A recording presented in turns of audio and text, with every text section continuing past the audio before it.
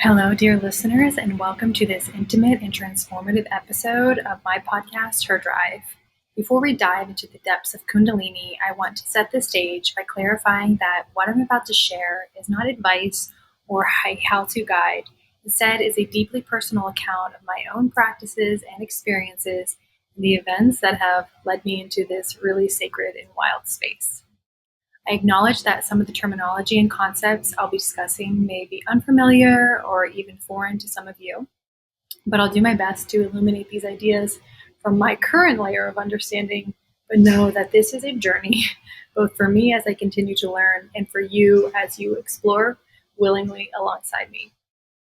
This podcast will unfold over many months as I weave together stories that highlight the interconnectedness of everything in my life that's unfolding currently. Life is always guiding us, often in ways we don't fully comprehend until much later.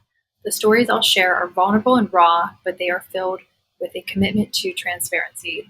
My hope is that by sharing these experiences, you'll find some inspiration to continue on your own healing journey, to trust the whispers of spirit as they come to you, and to believe that even in the most challenging times, there is a purpose and it is guiding you forward. So, what is Kundalini? Kundalini is often symbolized as a coiled serpent lying dormant at the base of the spine, representing our primal life force energy. This energy is said to be the source of our creative power, our spiritual evolution, and our deepest consciousness. In many traditions, Kundalini is understood as the energy that, when awakened, rises up through the chakras, those energetic centers in the body, and activating and purifying them. As Kundalini rises, it is believed to lead to an expanded state of consciousness, potentially bringing about profound spiritual awakening, heightened intuition, and a deeper connection to divine, God, spirit, Allah, whatever you call it. However, this process is highly individual and the experiences can vary widely from person to person. So, what is a Kundalini activation? Kundalini activation refers to the initiation or triggering of this dormant energy, setting into motion a lot of things within the body. This can happen spontaneously, as in my case, or through intentional practices such as Kundalini yoga, meditation, breathwork, other spiritual disciplines, or even near-death experiences can bring this on.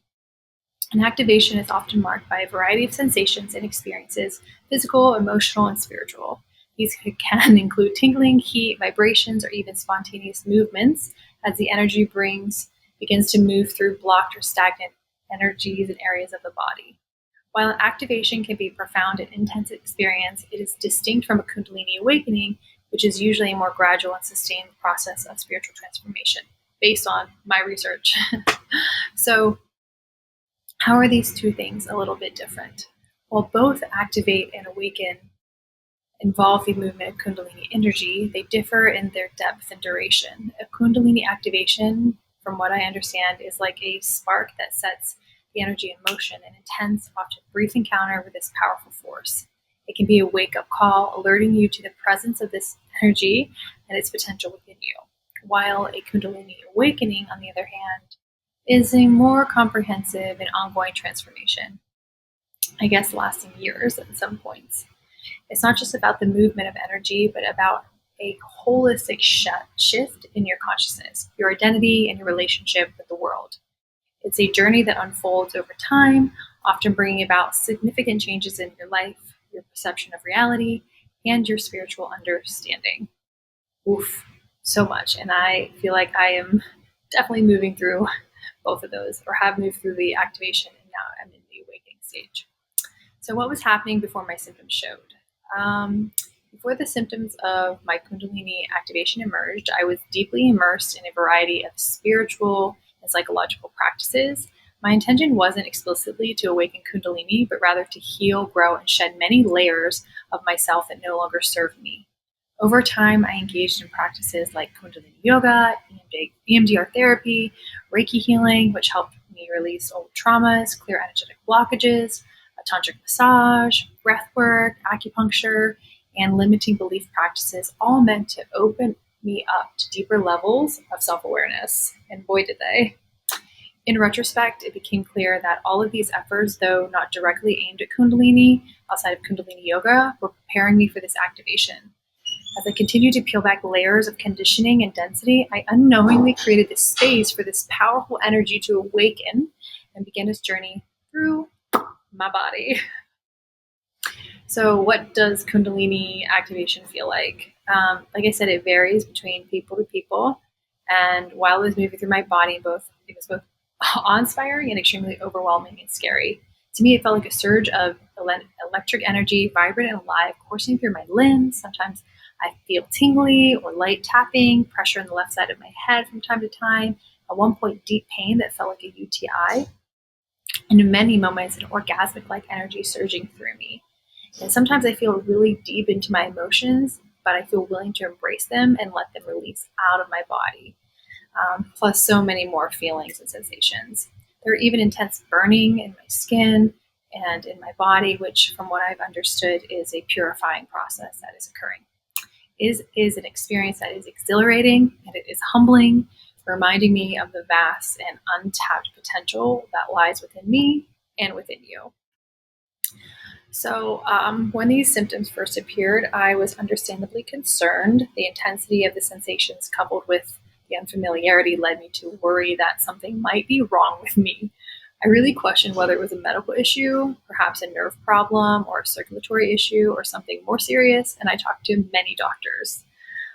I consulted with so many medical professionals, but no physician could really find a cause. And I, over time, began to suspect that something more spiritual was at play.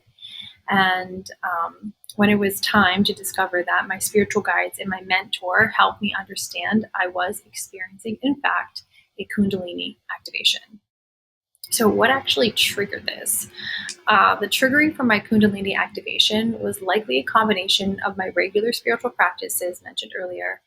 Over time, I've been diligently working on clearing my energy channels, healing past traumas, connecting more deeply with my higher self and my guides.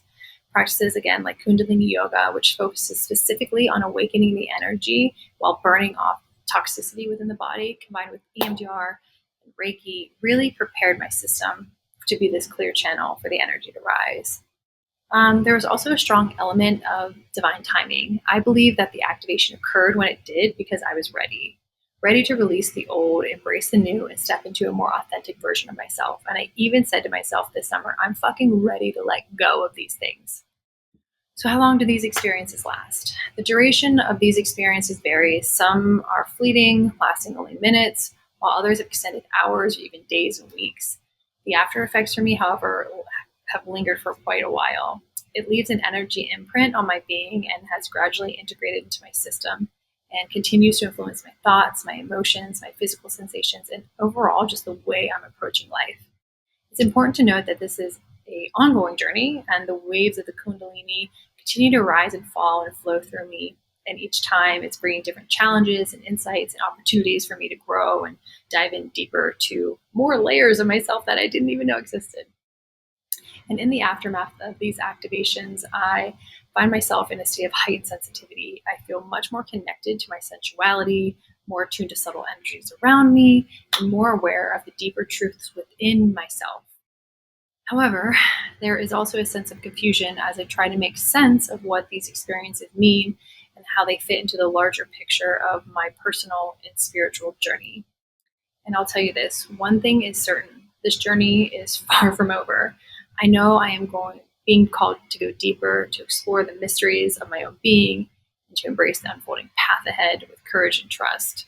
And I also feel a growing sense of safety in expressing these truths. A year ago, I wouldn't have felt safe doing this.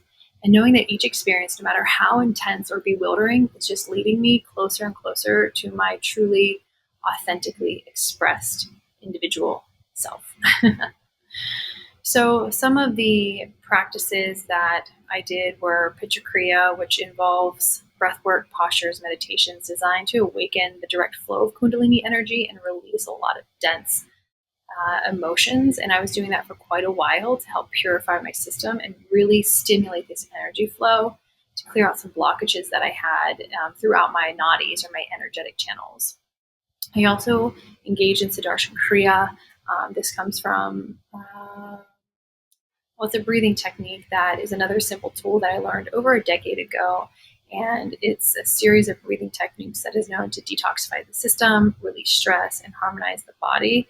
And I have found it to be particularly effective in balancing energy. And it definitely was purifying my energy field even more. Another simple practice I was doing is called Pew, which is purge emotional writing. And it's been a form of therapy for me that basically you take 12 minutes and you just write about whatever it is that's upsetting you. And then once 12 minutes up, it's over, you then burn that paper. And it really just lets the brain release everything. And the only rules are you can't talk shit on yourself and you just have to keep writing for 12 minutes.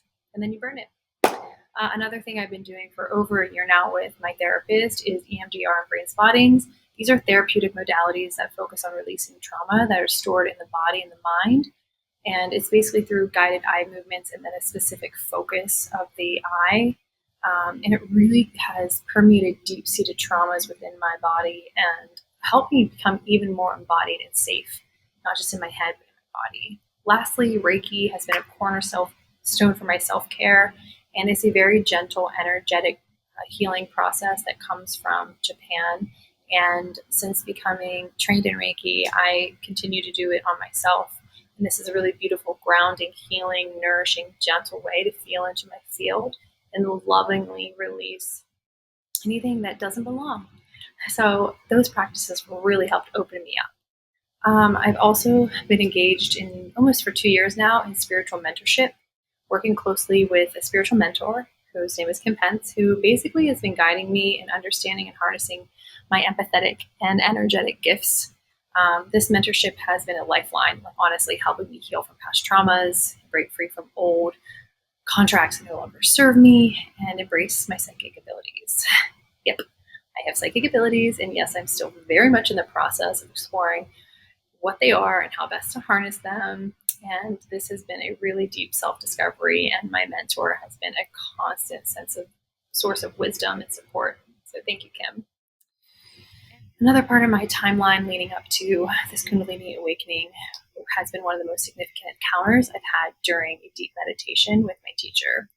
And in this session, I connected with a dragon, my monad, who introduced herself as Aurora. She appeared to me as a magnificent green, jade-like being, her form shimmering with like the qualities of a precious stone, jade. And the encounter was more than just a vision. It was really a profound connection with an aspect of my higher self, one that has continued to guide me and support me on this journey, which I will touch on a little bit later once we really dive into the activation. I also started doing vocal lessons. And following another healing session with my teacher, Kim Pence, I uncovered a part of myself from a past long ago when I was a little girl who longed to sing. And this discovery led me to start taking vocal lessons, which has been a crucial part of me opening up my throat chakra and a center that has been shut down for years, and has really helped me to step further into my inner truth and to actually feel confident in expressing it as I've stepped up into my authentic self. And then I had a mushroom journey, and during this mushroom journey, I had this super powerful vision that I was a snake. And this vision wasn't just a fleeting image, it was a profound experience that inspired me to start writing a book about the snake and dragon connection. And snake, like a dragon, is a symbol of transformation. It's shedding its skin to reveal a new self beneath. This vision and the subsequent writing process has been instrumental in helping me explore and express the deep transformations that are taking place within me. And ultimately, these transformations that I am going through deeper since the Kundalini activation have further connected the dots for me as to why I was shown this image when I was under psychedelic medicine. And that was the last journey that I did. It was many, many months ago. And during that activation, not only did I see myself as a snake and question it and start to dive into the symbology of serpents all around the world in many different religious backgrounds, and dive into both positive qualities and the really empowering qualities as well that snakes and dragons have. But I also looked at myself like, wow, what if I was a snake? And it really inspired me to create a art project in Glastonbury, UK, which I'll touch on in a little bit. So hopefully you guys are starting to understand how all of these things are interconnected. And one thing is just leading to the other. And also during this psychedelic journey, I started to vocalize. And normally when I'm under medicine, I am very quiet. I do not talk. I just keep to myself. And I was alone, but I started singing. And it wasn't like a song I'd ever expressed before. I hadn't heard it before. And it was all these different ranges in my throat where I had never consciously sang before. And when I told my vocal coach about this, she said that this is a part of an awakening that's occurring within my throat chakra. So how cool is that? So moving on. I also did another session with a woman here in Dallas, Melanie Taylor, who we did a kind of like a womb awakening. And essentially we were trying to connect my yoni, so like my pelvic bowl, with my heart. And this was a deep revelation, opening up new channels of energy and expression. And again, it was as if my voice had been unlocking. And in this session, I started singing and vocalizing. And it really echoed the same sounds I'd heard when I was under the psychedelic journey of the magic mushrooms. And it really reinforced the importance of this work in my overall healing journey. So this brings me into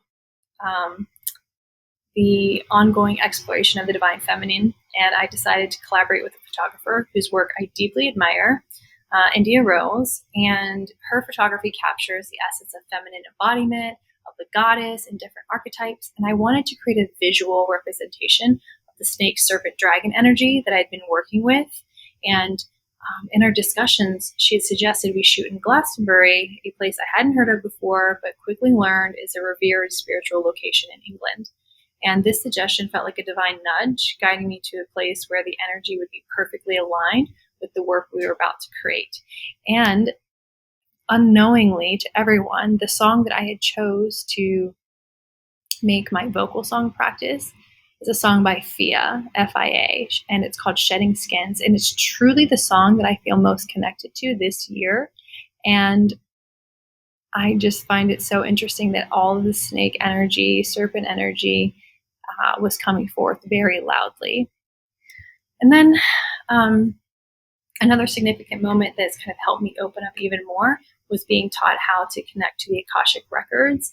And the Akashic Records are known by many names and different backgrounds, but it's basically an energetic library that holds the collective wisdom and experiences of all souls. And during a session, I started seeing a swirling hummingbird snake-like thing that was in various shades of green and red. And I was sitting by the lake here in Dallas, and I just finished my vocal lesson or vocal practices, and I connected into the field, and I started to see this image. And as I slowed down my mind, I began to see more clearly, and I realized that it was Aurora, the dragon, who was starting to show herself in a much more detailed and vivid way. And from my practice in connecting with spiritual guides with my teacher and on my own, and then also through research with others, I have realized that the more that we sharpen our intuitive psychic abilities, the more we focus in on them, the more clear things come. And for my clairvoyance of seeing, I was able to see my monad much more clearly. And as she was trying to talk to me, I realized that my throat was constricting, as if my voice box was being squeezed. And it became really clear that Aurora was trying to channel her voice through mine. And I know that sounds crazy. And I was really freaked out. I even stopped and recorded a video of myself. And you can tell in this video, if I were to show you, like how uncomfortable I look. And but overall, it was a really beautiful experience, not experiment.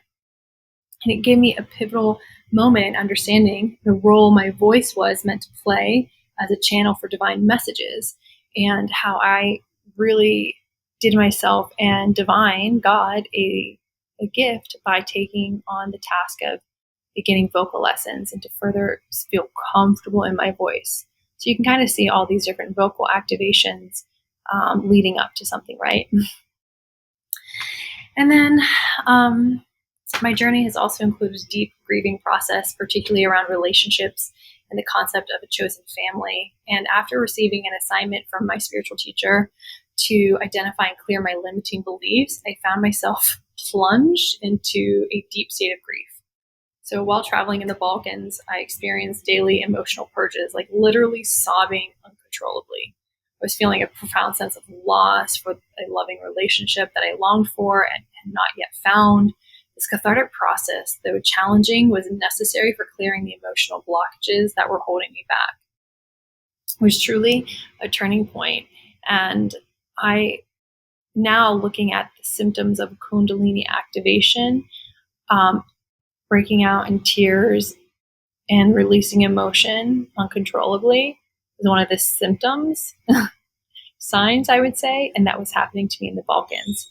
And it truly allowed me to rip out some pains that have been long lingering within my system, especially around my limiting beliefs around relationship with partners and having been in a dynamic for many years that didn't serve me.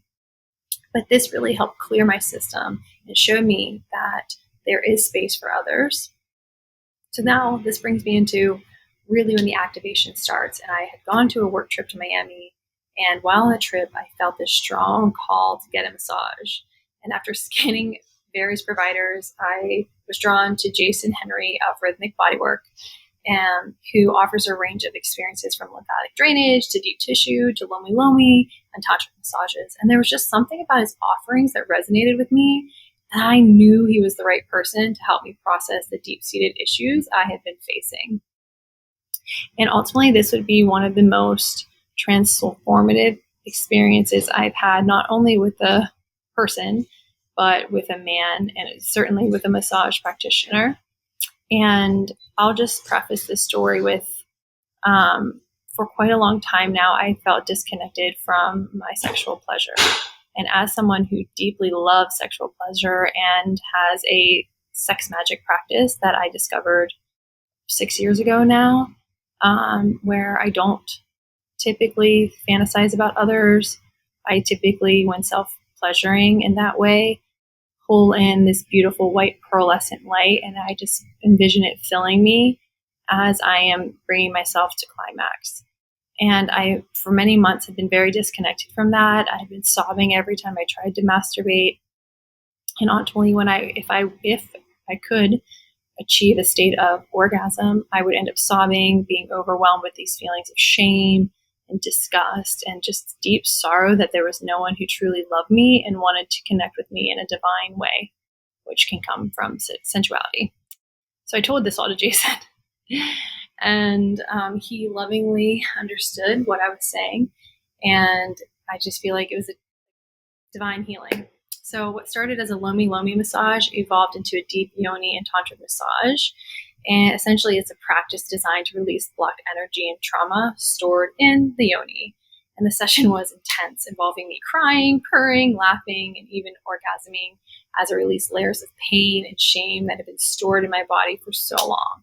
And this was not just a physical release, but a deep spiritual purge, clearing the way for a much more liberated and joyful expression of my feminine energy. And I can tell you this, like, I woke up the next day overwhelmed with joy, pleasure, excitement to just be alive. But then things kind of unraveled.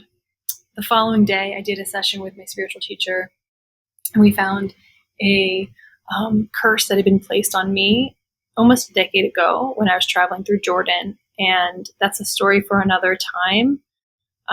But this was a curse that, based on what we discovered, he had placed on me because at the time I was a very autonomous, liberated woman traveling a part of the world where he didn't think women should be traveling alone. And he used black magic on me.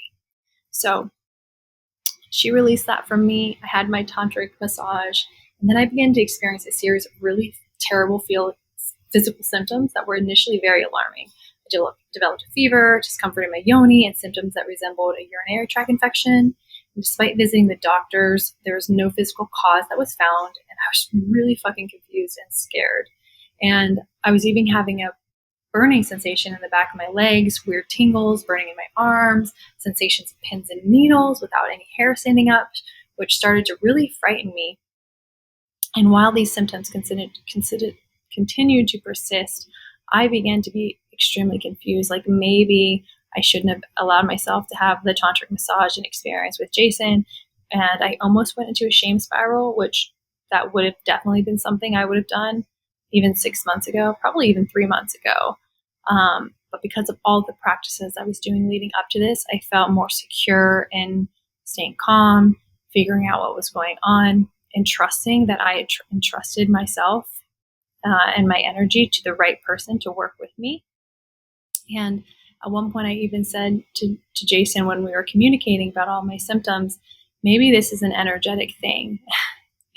And I believe we both laughed at that, probably with a great sense of knowing, because even after we were done with my session and he was lovingly talking to me and just being such a generous, gorgeous host, said I released a lot and I had my friends. So anyway, these symptoms persisted, and I really began to wonder if they were part of a spiritual up-leveling process that I would later be told by my guides and by my spiritual teacher, and that I was really reacting to intense energy shifts that were taking place inside of me, and my nervous system literally just was trying to keep up with the change in frequency within my body. So this realization came to a head when I traveled to the UK to meet the photographer in the town of Glastonbury. And despite feeling super unwell, I chose to push through and work with the energy that was within me and just say, fuck it. And my photographer, India, mentioned, funny enough, that many of her clients experience similar symptoms before shoots, as if it's a process of up-leveling that burns away the old self. So this was definitely a multitude of initiations going on for me. And when I tell you guys the amount of pain that I was in, it was so extreme. I, at one point, was just praying for God to take me. I couldn't understand what was happening. I just wanted to come to the UK and shoot this beautiful project I'd been visioning and working up to for months at this point. And I felt like shit. I didn't know how I was going to do it. But the experience in Glastonbury was nothing short of freaking magical with India. And we first filmed in this beautiful forest that has supposedly been planted by druids. And it was just a place of immense beauty with moss and lichen everywhere. And the second day was spent at the ruins of a former abbey, actually in the town of Glastonbury, where I felt this really deep connection to the energy of the land. And during both shoots, I experienced visions of breathing fire and embodying the snake dragon energy. I felt deeply aligned with the spiritual work I had been doing. And all this time, I was really thinking about my monad, Aurora, as I was breathing fire and having those visuals. And while having visuals is not something uncommon to me, having visions that I am an animal, truly, or breathing fire, certainly was. And, despite the ongoing physical symptoms, I really felt this profound sense of purpose and alignment when doing the shoots. And it was as if the discomfort I was experiencing was a necessary part of the transformation of a shedding of the old self to make way for the new, which is a much more bigger embodied part of me. And after the shoot, I placed this really cute copper Celtic crown I had been instructed by my guides to buy weeks before upon my head to increase my electromagnetic field. And when I did that, I was driving through Glastonbury, and it felt like a drop of energy, like a glob, went into my head, and it caused this very energetic, positive wave throughout my entire being. And it was just so electric. And I just remember woo, moving my head and just being amazed by whatever this energy was. Yet I was still having all the discomfort, all the burning in my yoni, and all the burning feelings in my skin, and this energetic pop that was happening here and there. And nothing that I did, or drank, or medicines I took that the doctor said, here, just take this just in case, made me feel any better. So I ultimately decided that I needed to start thinking about, maybe I have an autoimmune disease, or if I don't, what is going on? Let me call Kim, my teacher. So I hopped on a call with my spiritual teacher, and very quickly she connected with my guides and informed me I was having a Kundalini activation. And this caused me an instantly overwhelming sense of calm and appreciation, because this is a spiritual gift. And the burning sensation was basically burning away the dense energy stored in the base of my base chakra and releasing heart pain. Thus, the burning all the way down was releasing out of my system. And if you know anything about Chinese medicine, those two are connected. the body sensations, visions I'd had and would have moving forward were essentially being caused by the region I was traveling to, which is a region of ley lines that are associated with dragons from the lore of the region and where they used to fly. And during this call with Kim, we opted to upgrade my spiritual team by letting those go who had helped my soul advance to this level but could not be of service to me anymore. And as I said goodbye to so many, I realized that most were going on to assist others and not to be sad. And at one point prior to this, I was told that I had a team of 24 guides with me and energy beings. And it felt like most of them left. And I was like literally like with my mind's eye saying bye to them and seeing different types of shapes and energies and appearances I'd never seen before, except maybe I don't really watch sci-fi, but you would imagine them in a sci-fi.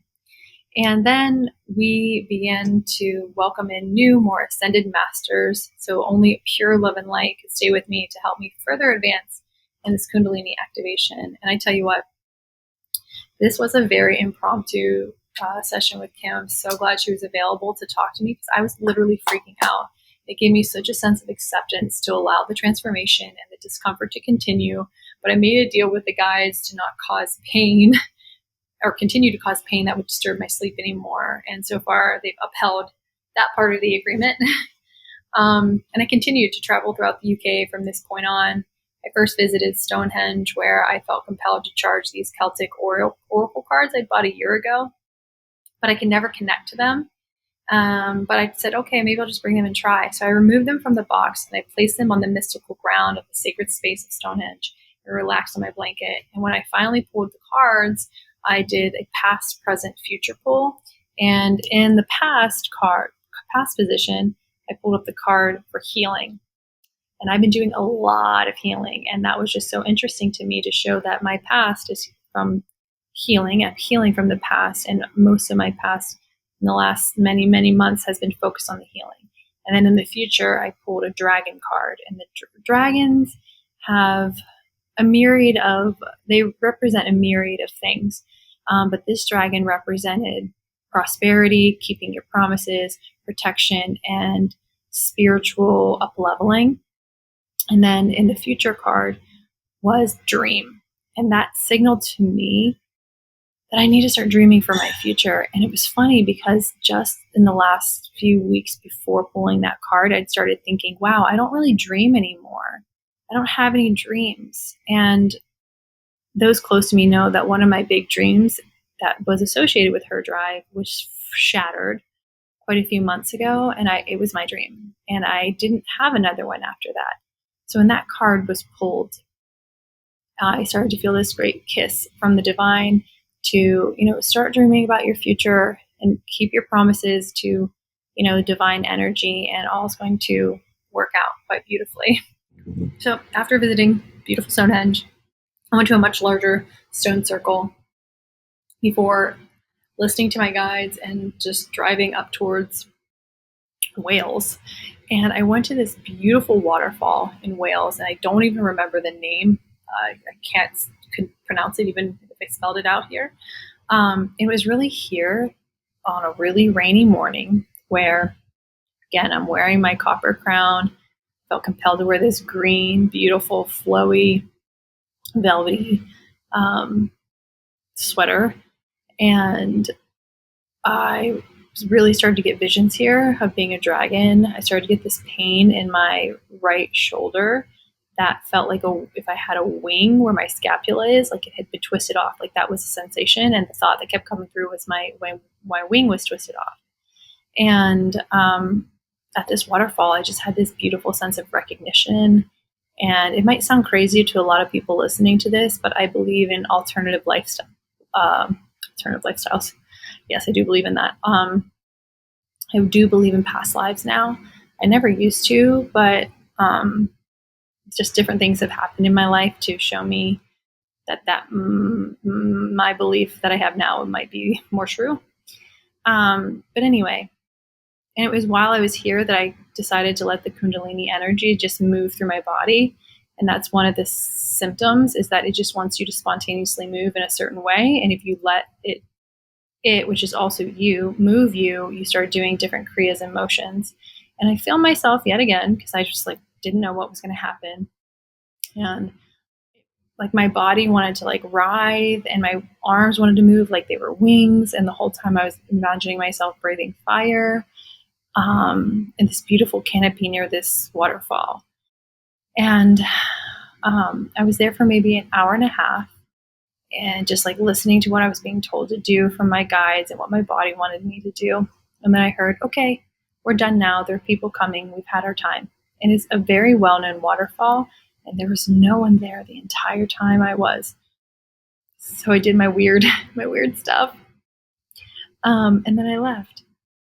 And as I was leaving, I drove through this little valley town and I looked up and saw this relatively normal looking hill.